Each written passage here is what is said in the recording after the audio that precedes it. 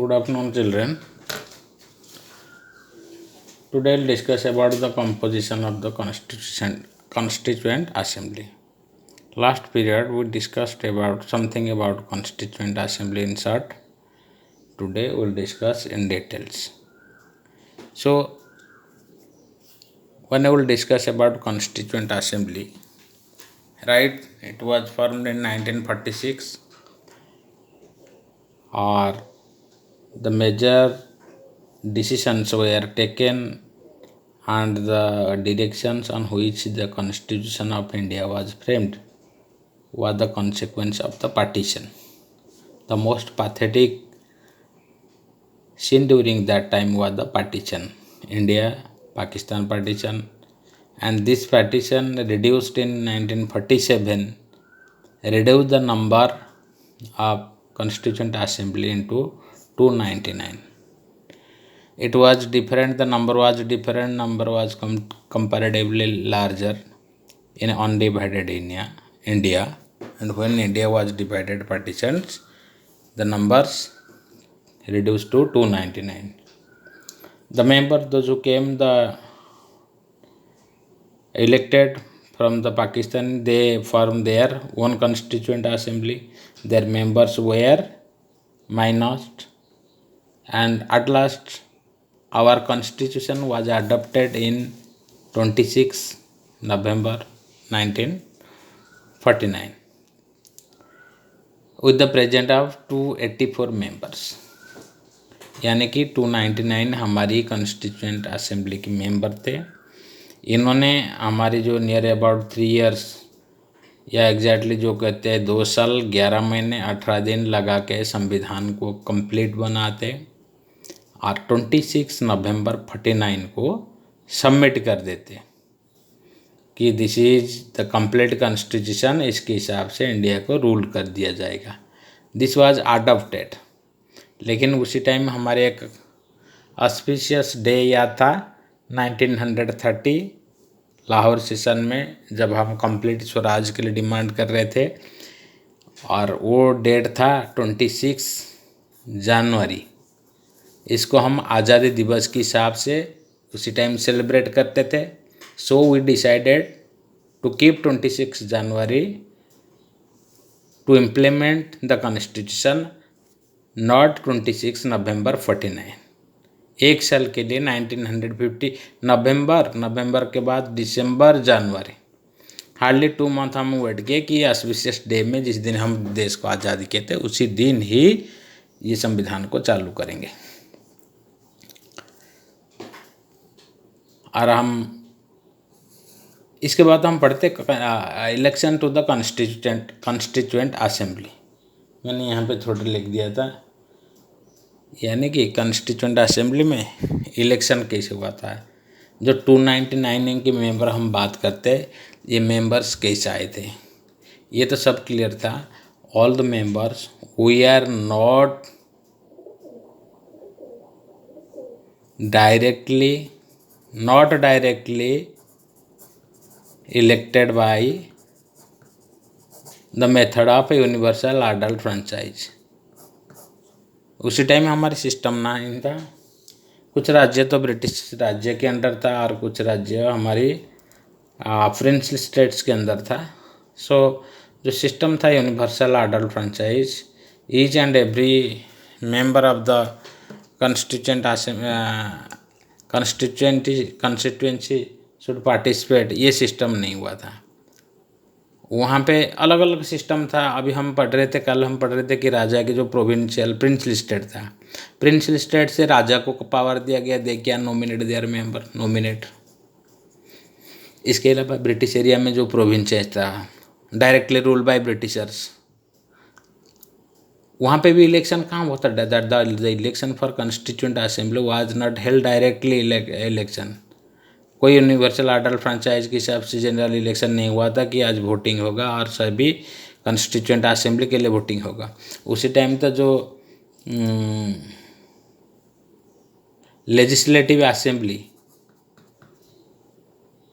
Provincial legislative assembly था, जैसे आजकल विधानसभा है, they elected the members to constituent assembly. The provincial legislative assembly, they elected, then nominated the members for the constituent assembly to draft the constitution on behalf of that area. और क्या है, जो election हुआ था बेटा वहाँ पे constituent assembly के different religious minorities are given priority. जो रिलीजियस माइनॉरिटी कम्युनिटी थे उनको बिल्कुल ध्यान दिया गया था। हमारी बता दें कि 28 seats specifically were reserved for schedule cast.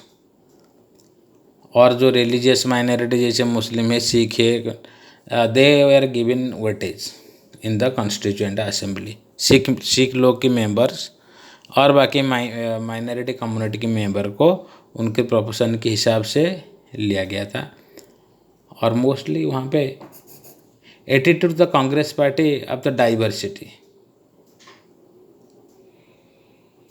Elected. Okay, principle of deliberation, page number सब देखना आप लोग अगर बुक से 17 पेज।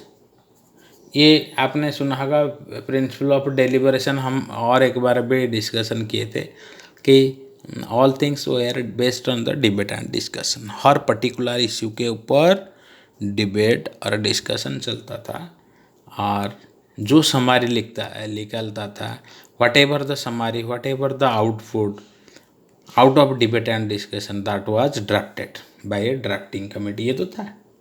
सो डेलिबरेशन मतलब deliberation means discussion. Everything was on the platform to be table, to be discussed, to be debated. The authority of Constitutional Assembly does not come from only the fact that it was broadly through not perfectly representative. Not representative. कौन not representative? Who is not representative? The Constituent Assembly not representative. It is blend many times। जो संविधान India की बना है बेटे, they were not our delegates, they were not elected by the people। वो लोगों को तो राजा लोग या जो संविधानिक जो लेजिस्लेटिव प्रोविंशियल लेजिस्लेटिव असेंबली उनको इलेक्ट किया था। इसीलिए समटाइम क्या होता है, इट इज़ क्रिटिसाइज्ड कि ये संविधान जो हमारे लोग ने नहीं बनाया, हमारे डेलीगेट्स नहीं बनाया, हमारे रिप्रेजेंटेटिव ने नहीं बनाया था। It comes from the procedure it adopted to frame the constitution and value of the member brought to their deliberation. चलो, लेकिन रिप्रेजेंटेटिव तो नहीं है, जो हमारे डेलिबरेशन आया, जो डिबेट हुआ, the debate was for the sake of, not for particular interest of, not for the interest of particular person और कम्युनिटी। देखो यहाँ पे जो मैं कह रहा हूँ 299 मेंबर आ गए थे। they were maybe not elected by directly by the people. Some members were nominated even by the princely states, by the councils, by the provincial legislative assemblies, but no problem. They all came and they came and they started debate discussion, or not for their own interest but for the interest of the whole country। पूरी देश की interest के लिए वो debate discussion कर रहे थे, for the betterment of the country, for the betterment of our democratic system. ये लोग का अपना स्वार्थ था, अपना कम्युनिटी की, बहुत मुस्लिम कम्युनिटी आए थे, सिख कम्युनिटी आए थे, बट डेलिबरेटली इन्होंने as a whole they were representative as a whole and they showed their own identity or community। Each member deliberated upon the constitution with the interest of whole nation in mind। Second कहते हैं there were legitimate difference of principle, there were legitimate difference of people.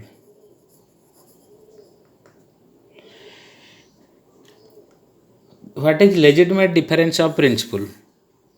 Legitimate difference of principle means legal point of view, हर लोगों की, हर member की बेटे सोच अलग था।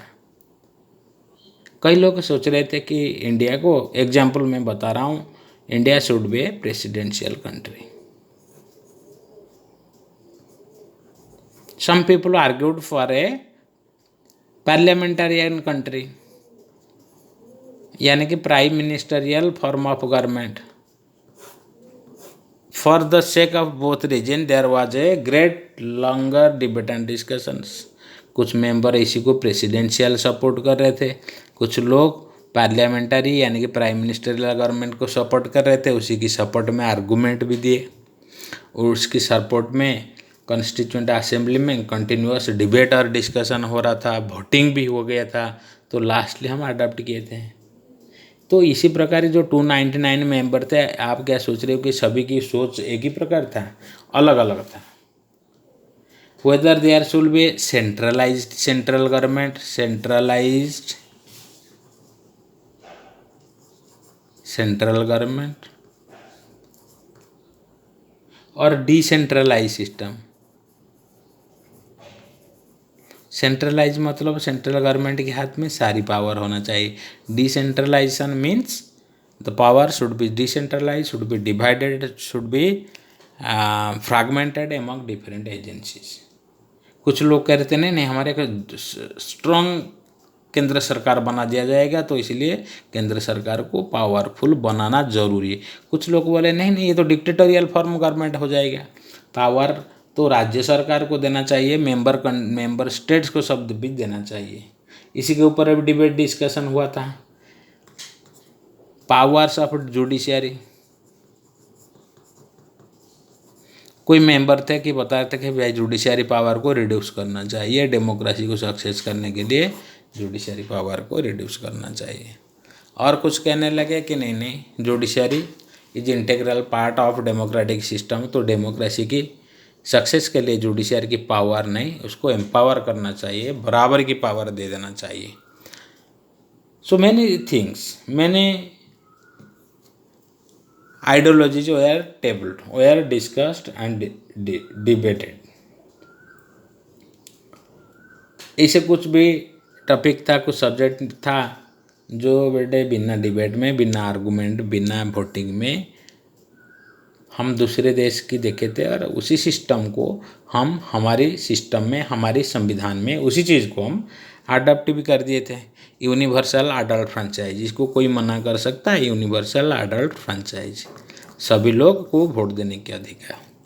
This was universally accepted, there was no opposition, all the parties, all the members of constituent assembly were agreed to pass the universal adult franchise. There was no opposition, there was no requirement to take voting.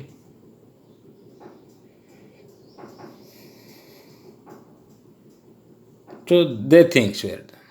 This was known as the principle of debate and discussion. Procedures. इसके बाद हम 18 number page आप सब देखना, procedure पढ़ेंगे। Procedure मतलब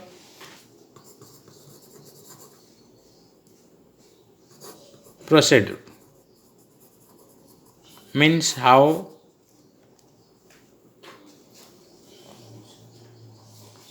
all the activities were carried out in the constituent assembly. Constituent assembly ऐसा था क्या कि सभी एक प्रकार की सोच की, जैसे हम पढ़ रहे थे, एक प्रकार का आइडियोलॉजी नहीं थी। अगर हम बात करेंगे B R Ambedkar, he was in many cases different from Gandhi ji. Patel was not with similar views with Nehru. इसके अलावा कांग्रेस के अलावा और बाकी छोटे मोटे कम्युनिस्ट जैसे पार्टी थे, उसी टाइम कम्युनिस्ट पार्टी में there was small differences also. So procedure same हुआ था, वही सेम थिंग जो पढ़ रहे थे। मैनी थिंग्स डिबेट डिस्कशन हो रहा था, को क्या करना है क्या नहीं, merits demerits of different ideas systems that were deliberately discussed and at last which were finalized या not finalized were finalized on the basis of voting system and sent to drafting committee। और आप लोग को पता है वहाँ पे बहुत सारी कमिटीज भी बना गया था। Constitutional assembly there was 8 major committees. बड़े बड़े जो लीडर थे हमारी Nehru, Jawaharlal Nehru, Rajendra Prasad, Sardar Patel, B.R. Ambedkar, they chaired different committees and they clarified, they were expert person in drafting the constitution। इन्होंने अपना कमेटी के चेयर लीड करने के बाद पूरा फाइनल रिपोर्ट जो कॉन्स्टिट्यूशनल असेंबली को दिए थे, वहाँ पे फिर डिबेट डिस्कशन होने के बाद हर सब्जेक्ट, हर टॉपिक, हर शेड्यूल अच्छे से डिस्कशन होने के बाद एक्सेप्ट किया गया था। और वहाँ पे बहुत सारी सब्जेक्ट भी था जो which was passed on the basis of voting also। चलो however the assembly met for 160 days, 166 days it met for its transaction। हम इसको भी कह सकते 2 साल 11 मंथ 18 डेज लगा था संविधान ड्राफ्टिंग करने के लिए, बनाने के लिए।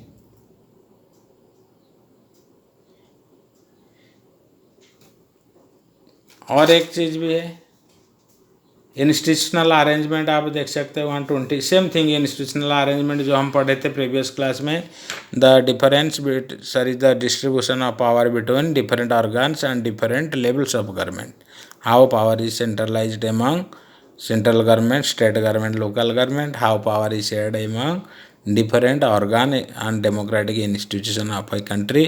That was the institutional arrangement, a balanced institutional arrangement। We discussed about checks and balances policies, same thing।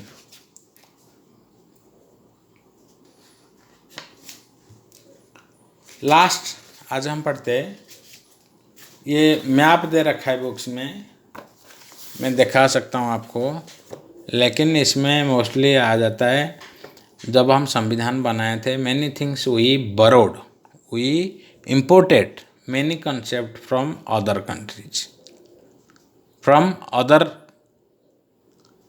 constitutions। कैसे?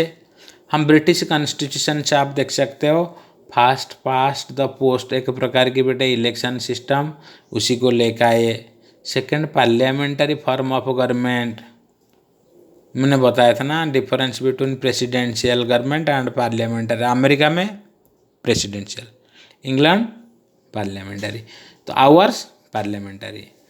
Rule of law from England, institution of speaker, law making procedures, all the things we important from the British constitution. इसके बाद हम America से क्या लेकर आए थे? Charter of fundamental rights लेकर आए थे, जो हमारे डायरेक्टिव प्रिंसिपल या और बाकी आज फंडामेंटल राइट्स के अंदर रह गया। और अमेरिका से जुडिशियल रिव्यू सिस्टम को लेकर आए थे, फंडामेंटल राइट्स, जुडिशियल रिव्यू और जुडिशियल सिस्टम अमेरिका से। इरिश कॉन्स्टिट्यूशन हम directive principle of state policy लेकर आए, directive principles of state policy, we borrowed these ideas from Irish constitution। Then French constitution, the principle of liberty, equality and fraternity। Canadian constitution, a quasi-federal form of government, means federal with strong central government। हमारे देश में ऐसा है, strong central government है और federal system है, इसको quasi federal system कहा जाता है। और जो आइडिया ऑफ रेसिडुअल पावर, ये भी कनाडियन कॉन्स्टिट्यूशन। सो ब्रॉडली शॉर्टली स्पीकिंग ये होता है कि हमें जो डायरेक्टिव प्रिंसिपल हमें कौन सी के संविधान से लेकर आए थे? इरिश कॉन्स्टिट्यूशन से। কানাডা আছে federalism with strong central government. America से सिस्टम ऑफ जुडिशरी और फंडामेंटल राइट्स जुडिशियल रिव्यू। और election system parliament system rule of law और speaker law making process we imported from the constitution of Britain. This is all about our chapters. Thank you very much. I will give some assignment, आप लोग ये assignment कर देना। Will start then one chapter from theory या second chapter from the Indian constitution. Thank you very much.